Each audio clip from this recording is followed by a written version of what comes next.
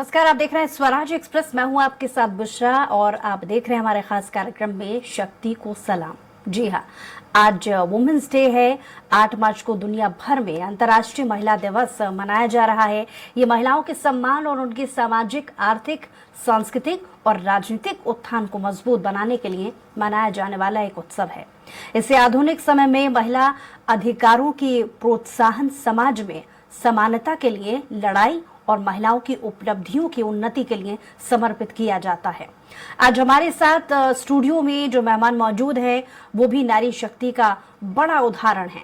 आज हम उनसे मुखातिब होंगे, जीवन के संघर्षों और जीवन की उपलब्धियों के बारे में जानेंगे और आज चर्चा इसी मुद्दे को लेकर के करने वाले हैं।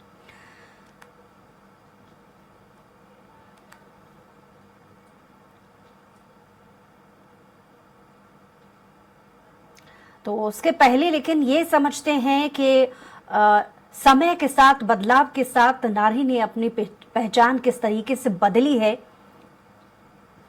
इसके बहुत सारे उदाहरण देश में समय के साथ सामने आ रहे हैं। अब साड़ी नहीं, उसकी परिभाषा बन गई है, क्योंकि अपने आप को हर क्षेत्र में नारी ने प्रूफ किया है। वाणी उसकी आज भी मध्यम मधुर सी है। ये वो तमाम पहचाने हम आपको बता रहे हैं जहां हर वक्त कुछ कर गुजरने की प्रबल सी आशा एक नारी के मन में होती है। नारी गढ़ रही है नए नए कीर्तिमान, आज के समय में किसी से कम नहीं है।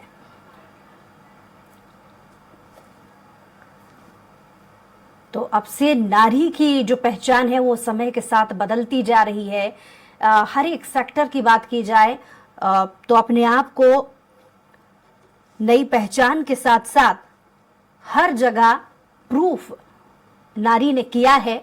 इसलिए जो परिभाषा पहले के जमाने में दी जाती थी एक नारी की, आज वो परिभाषा नहीं है।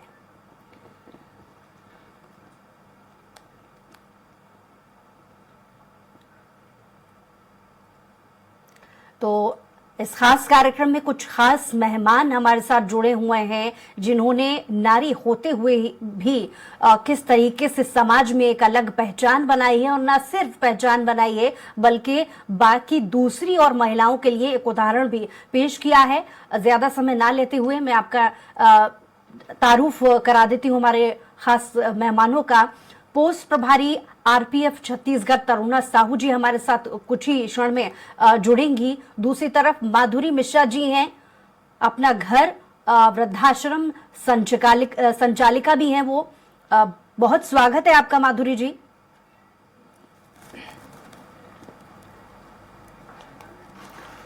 माधुरी जी, जिस तरीके से बदलते वक्त के साथ एक नई पहचान आपने बनाई है, जाहिर है कि ऐसी और महिलाएं, उनके लिए आप एक उदाहरण हैं, क्योंकि न सिर्फ आप अपना घर संभालती हैं बल्कि वृद्धाश्रम भी संचालित कर रही हैं, और इसके अलावा आपको बहुत सारे सम्मानों से भी नवाजा गया है। अपने बारे में थोड़ा सा बताइए ताकि और जो नारी, जो व्यूअर्स हमें देख रही हैं, उनके लिए ये प्रेरणा हो। सभी को अंतर्राष्ट्रीय महिला दिवस की बहुत सारी शुभकामनाएं। सेवा का जो प्रकल्प मैंने शुरू किया उसको काफी लंबा समय हुआ है करते करते, और बहुत सारे उतार चढ़ावों के बीच में मैं अपने आप को कहीं ना कहीं स्थापित करने में सफल हो पाई। क्योंकि जब आपका एक लक्ष्य सामने होता है और आपका आत्मविश्वास मजबूत होता है तो निश्चित ही कोई भी महिला कुछ काम कर सकती है। तो ये काम करते करते 20 से 25 वर्ष मैंने अपने जीवन के दिए हैं, और बहुत समय तक मैंने झुग्गी झोपड़ी, भोपाल महानगर की जितनी झुग्गी झोपड़ियां हैं वहां जाकर कई कई किलोमीटर पैदल चल के काम किया। लोग कहते थे अभी 2 दिन बाद नशा उतर जाएगा सेवा का और ये लौट के फिर कहीं एक कोने में बैठ जाएंगी, पर मुझे लगा जब कोई इस तरह की बात करता है तो हमें और आगे बढ़ने की एक प्रेरणा सी मिलती है। मैंने हर चुनौतियों को एक प्रेरणा के रूप में देखा और आगे बढ़ती चली गई। बहुत सारे ऐसे छोटे छोटे काम किए और उन्हीं काम का, मैं कह सकती हूँ, सेवा का सम्मान मुझे मिला है। मेरी तो कोई इतनी वो नहीं है, मैं अपने आप को इतना बड़ा नहीं मानती कि मुझे कोई सम्मानित करे। मेरे कार्यों का सम्मान हुआ है, मेरी उस मेहनत का सम्मान हुआ जिसके लिए मैंने बहुत कुछ छोड़ा। अपने बच्चों का बचपन नहीं देखा और पूरे टाइम सेवा के कार्य में मैं लगी रही। बिल्कुल, यानी व्यक्ति की पहचान उस बतौर व्यक्ति नहीं, उसके व्यक्तित्व से होती है। ये अच्छी मिसाल आपने यहाँ पर पेश की है। और ऐसे ही एक खास मेहमान हमारे साथ जुड़ गई हैं, तरुणा साहू जी हमारे साथ जुड़ी हुई हैं। बहुत स्वागत एक बार फिर से आपका। पोस्ट प्रभारी जी भी हैं आप। बहुत सारे काम आपने किए हैं और जाहिर है कि और जो दर्शक, महिला दर्शक हमें देख रही हैं, उनके लिए प्रेरणा है आप। तो कैसे अपने इस पूरे सफर को आप बताएंगे? जी जी, जय हिंद, जय भारत। मैं इंस्पेक्टर तरुणा साहू आरपीएफ से बोल रही हूँ जी। एक्चुअली जब मेरी शुरुआत हुई, मैं नवोदय विद्यालय की छात्रा रही हूँ। उसके बाद मेरा सफर आरपीएफ में मेरा सिलेक्शन हुआ। उसके बाद मैंने पंडवानी नवोदय में ही सीखा और ये बहुत ही प्यारी जर्नी थी मेरी। मैं बहुत मात्र 9 साल की थी और मैंने पद्म विभूषण तीजन बाई जी से मैंने पंडवानी की शिक्षा ग्रहण की और इसके लिए मैं पूरा ऑल ओवर इंडिया में उनके साथ मैंने परफॉर्मेंस दिया अपना जी। इसके साथ ही मैं अपने आरपीएफ में जो भी महिला यात्री रहती है उनकी सुरक्षा के लिए काम करती हूँ।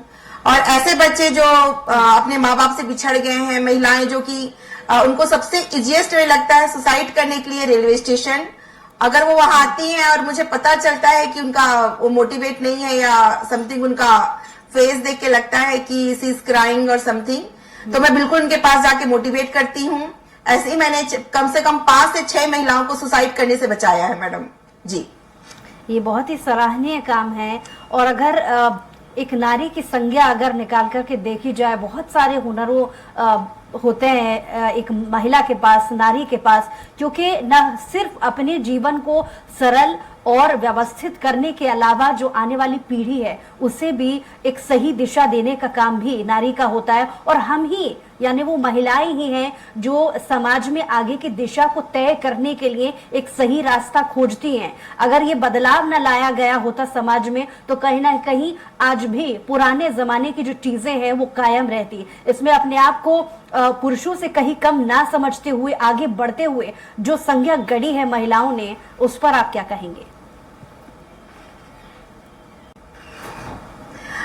निश्चित तौर पर मैम, आज की जो महिलाएं हैं वो आर्मी के सारे क्षेत्रों में काम कर रही हैं। और अगर आप आर्मी की बात करें, नेवी की बात करें, हर जगह महिलाओं ने अपना परचम लगाया है। आरपीएफ में भी महिलाएं बहुत अच्छा काम कर रही हैं। जो हमारा एक हेल्पलाइन नंबर होता है मैम 139, इसमें महिलाओं को कोई भी अगर परेशानी होती है रेलवे की तो हम आरपीएफ वाले उनको तुरंत अटेंड करते हैं।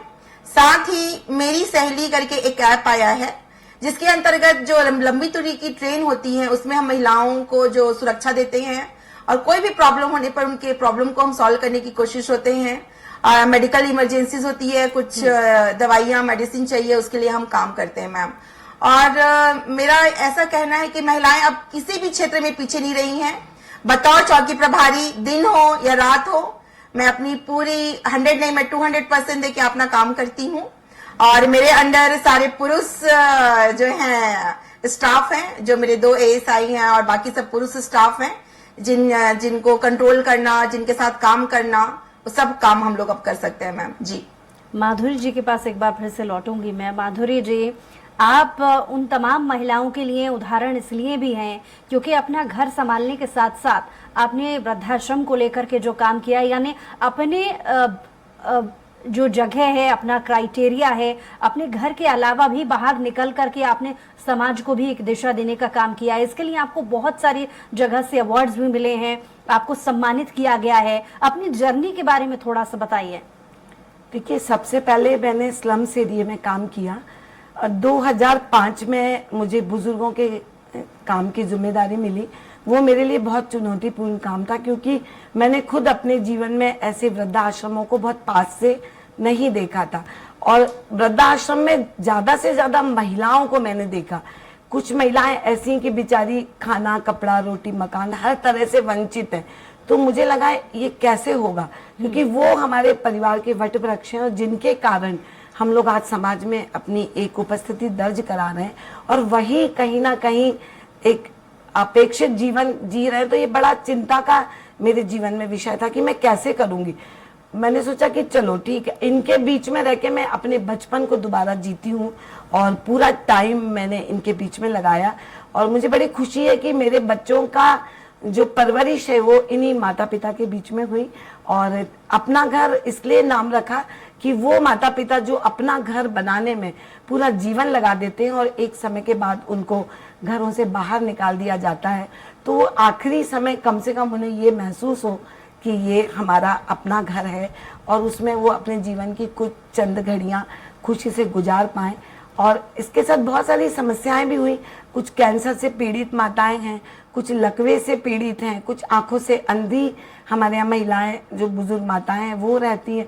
और मेरा बिना शासन प्रशासन की मदद से चलता है, समाज के सहयोग से, क्योंकि कहते हैं ना पहले परिवार है उसके बाद समाज है। अगर हमने अपने परिवार को थोड़ा सा सुरक्षित किया तो निश्चित ही समाज में हम कुछ अच्छा काम कर पाते हैं और समाज के लोग बढ़ चढ़ के हमारे कामों को सहयोग भी करते हैं।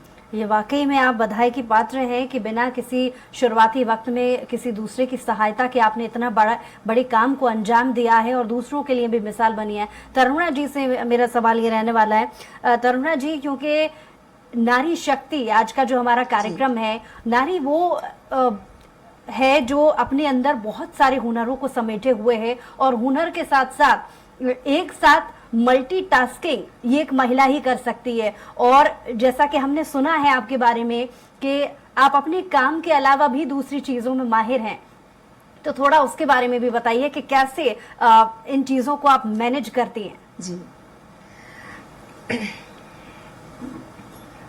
जी मैडम, मैं जैसे कि आपको बताई थी कि मैं नवोदय विद्यालय से मैंने पढ़ाई शुरू किया और वहीं पर मैंने पद्म विभूषण श्रीमती तिजन दीदी से मैंने पंडवानी की शिक्षा ग्रहण की जी। और इसके लिए मुझे 2005 में नेशनल स्कॉलरशिप मिला। और मैं पढ़ाई में चूंकि कई लोगों का कहना है कि कला कुछ नहीं आता है तो ये कलाकार बन जाते हैं, ऐसा नहीं होता है मैम। कलाकार जो होता है एकदम सम्मान के लिए काम करता है और उसका ऑन पैशन होता है, उसके लिए काम करता है। तो मैं लोगों को ये बोलना चाहती थी कि कलाकार केवल कलाकार नहीं होता, वो हर चीज में निपुण होता है। मैं 12th मेरा गोल्ड मेडल है बिजनेस स्टडीज में, साथ ही मैं अपने सब इंस्पेक्टर बैच की टॉपर रही हूँ, इंडोर बेस्ट गोल्ड मेडलिस्ट रही हूँ। प्लस मेरा MA पब्लिक एडमिनिस्ट्रेशन में भी मैंने पूरा प्रावीण्य सूची में द्वितीय स्थान लिया रविशंकर यूनिवर्सिटी में। तो किसी भी फील्ड में मुझे लगा नहीं कि मुझे कोई ये बोल दे कि तुम गाना गाती हो तो तुम पढ़ाई नहीं करती हो। और इसके साथ ही मैं संगीत प्रभाकर भी हूँ मैडम, मैंने क्लासिकल में सीखा हुआ है, गीतांजलि मेरी कंप्लीट है। तो मुझे इस चीज अभी जो मेरी जो गुरु हैं तिजन दीदी, वो बीमार हैं और मुझे बताते हुए बहुत खुशी होती है कि वो एक पद्म विभूषण कलाकार है जिनके सानिध्य में मैंने इतना कुछ सीखा हुआ है। जी अब क्योंकि आपने पंडवानी का जिक्र कर दिया है तो हम चाहेंगे कुछ गुनगुनाकर सुना दीजिए।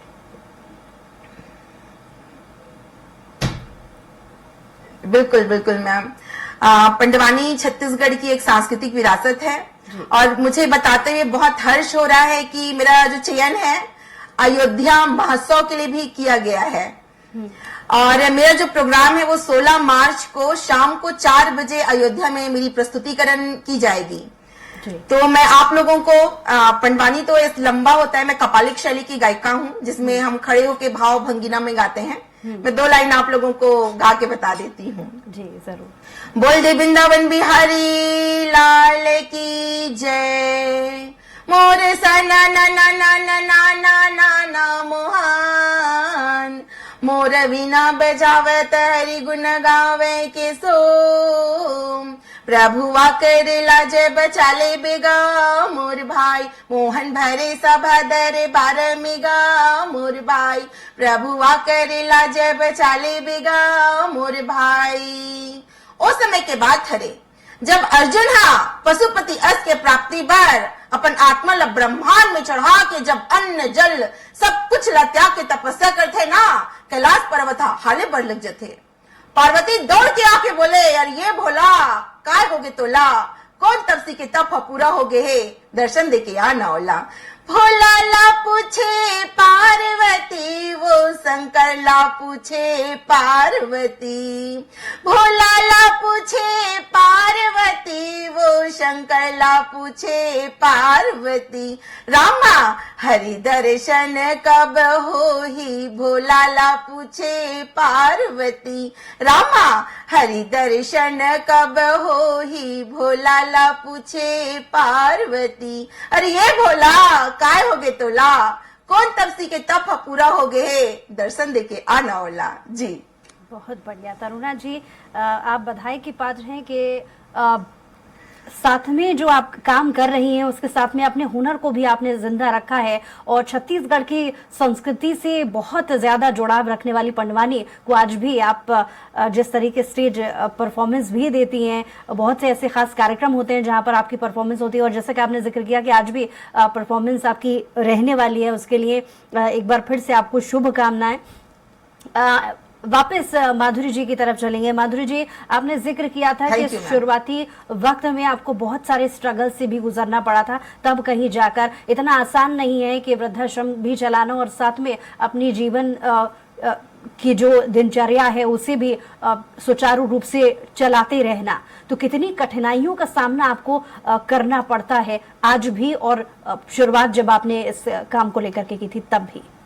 देखिए, कोई भी सेवा का कार्य है, किसी भी फील्ड में जो महिलाएं काम करने निकलती हैं, तो मुझे लगता है सहयोग बहुत बाद में मिलता है। हमें खुद को कहाँ तक स्थापित करना है, इसके लिए खुद को सोचना पड़ता है। जब मैंने शुरुआत में सेवा का कार्य स्लम्स एरिया में किया, तो सबसे पहले मैंने विधवा विवाह की तरफ ध्यान दिया। एक 17-18 साल की बच्ची बड़ी कम उम्र में अकेली हो गई, तो मैंने सोचा कि इसके लिए कुछ करना चाहिए। इतना बड़ा जीवन आज के माहौल में अकेले काटना बड़ा मुश्किल है।